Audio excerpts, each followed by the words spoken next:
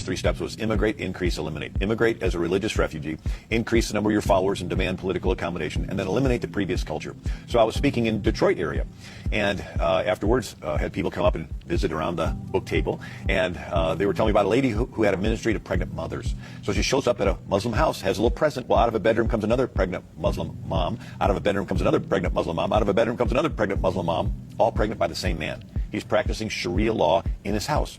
And then someone else says, oh yeah, Fazil bought a bunch of houses on the street, has a wife in each one. Where was this? In Detroit area. The wives go down to the welfare office and say their husband's not around.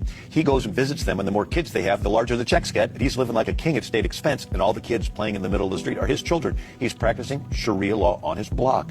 They take over several more blocks, and they vote in the school board. And now they have their Sharia in the schools. And then they take over more blocks. They vote in the police department, fire department. And in Hamtramck, Detroit, they vote in the majority of the city council. They have their minarets, their calls to prayer 5 times a day, no different than Pakistan. So we see the first ones come in as immigrants, and they're nice, and they're so nice. Everybody says they're nice, nothing to fear, let more in, more come in. They gravitate together, form a community.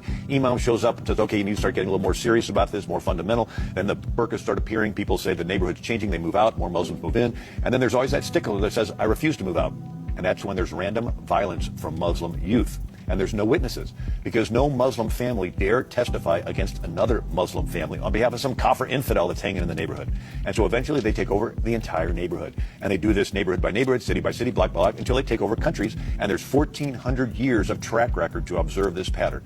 So they took over Egypt, which used to be Coptic Christian. They took over Syria, which used to be Christian. They took over all of Turkey, which used to be Christian. They took over all of North Africa, which used to be Christian. They took Spain, held it for 700 years until the Spaniards drove them out.